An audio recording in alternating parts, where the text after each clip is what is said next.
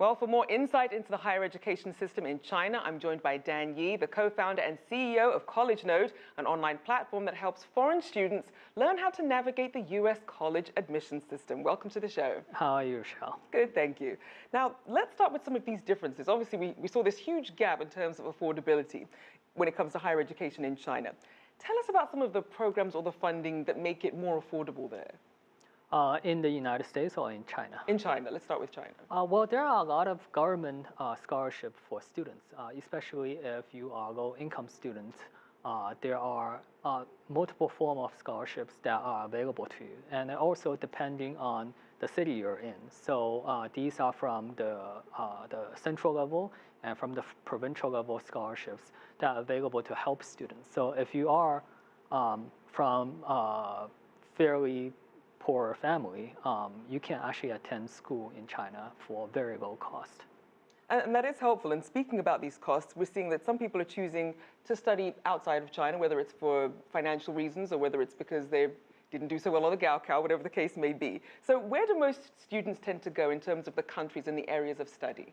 So the United States is still the overwhelming favorite in terms of where students headed to.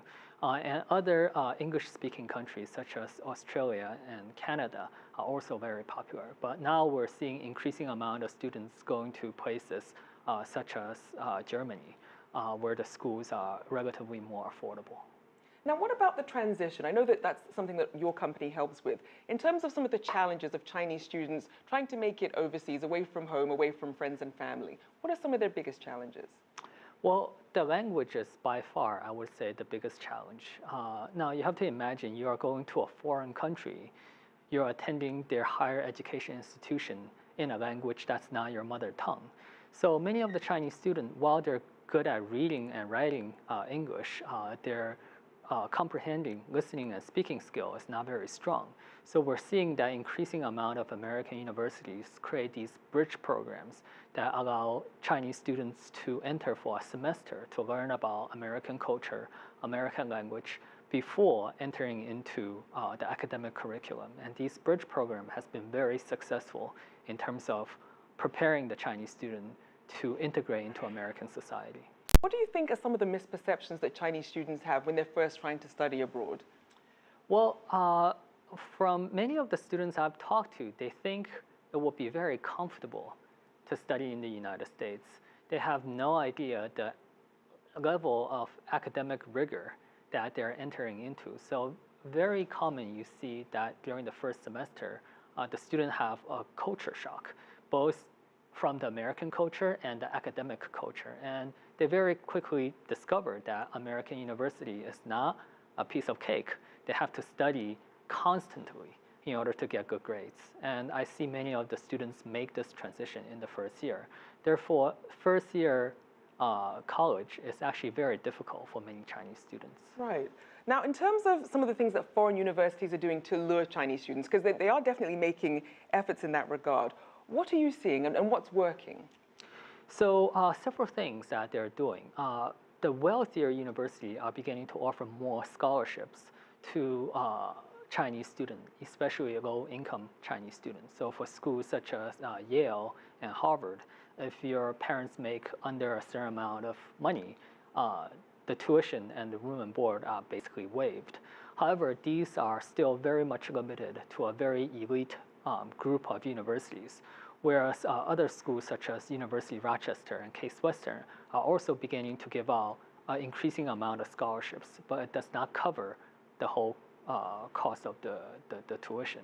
Now, something else that we're seeing is also foreign universities setting up campuses, local campuses in China. Is that a better way, you think, to bring students in? Because they are still, a lot of them still charging those Western prices. Yeah, so there's a lot of debate on the decision to go to a Shanghai campus of NYU, for example, because you're spending all this money. You want to come to the United States to experience the culture, not to stay in China, because for all that money, you could have done a lot more things at Fudan University. So what you see is that for majority of the Chinese students, their first preference is still the main campus in the United States. They do not want to go to a satellite campus. They do not want to stay in China. Now, what about the job prospects? Obviously, people are worried about taking the Gaokao, they're worried about kind of getting to the next step. What about the job prospects for Chinese students? Do they tend to return to China, or do they tend to set up shop perhaps in their destination countries? What sort of trends are you seeing?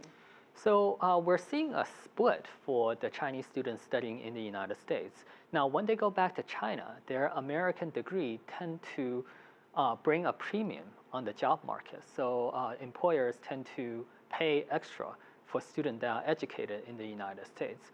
Whereas in the United States, there's a lot of demand for engineers, and Chinese students overwhelmingly are more willing to study engineering jobs. So you're seeing that many of the engineering students were able to successfully find jobs in large companies like Google and Facebook, and those are the ones that end up deciding to stay. Whereas another large part of the Chinese student, especially those that study finance or economics, tend to return China and find very good jobs as well. Now, speaking of future prospects, we do have a bit of a pop quiz for you, a bit of a Gaokao pop quiz that we've prepared. Oh, no. It's nothing too terrible, no pressure. Okay. So here, and you can also make sure that you can play along at home. So we have the questions for you here. So the first one that we actually have is a grammar question. Okay. So you're just going to fill in the blank. So blank ourselves from the physical and mental tension. We each need deep thought and inner quietness. Your options are having freed, B, freed, C, too free, or D, freeing. I would say both A and D will work, but I will go with A. Okay. Well, the answer that we have, actually, we're going to give the answers at the end. We're not going to give it away just yet. Okay. Now, the second question, a little bit trickier. It's a math question. So if x plus y is greater than or equal to a, and x minus y is less than or equal to minus 1, and the minimum value of z equals x plus ay is 7, what does a equal? Oh my God. I grew up here, so I have no idea. I would take a stab in the dark and say A, but I have no idea. Not a problem. The answer is actually B in that situation, but obviously most people who take the Gaokao don't have millions of people watching them, and they're not put on the spot. We appreciate you playing along with us. I'm so glad I don't have to go through Gaokao now. Well, thank you for being such a good sport. Dan Yi, co-founder and CEO of CollgeNode. If you like what you just saw, follow us on social media and visit our website, cctv-america.com.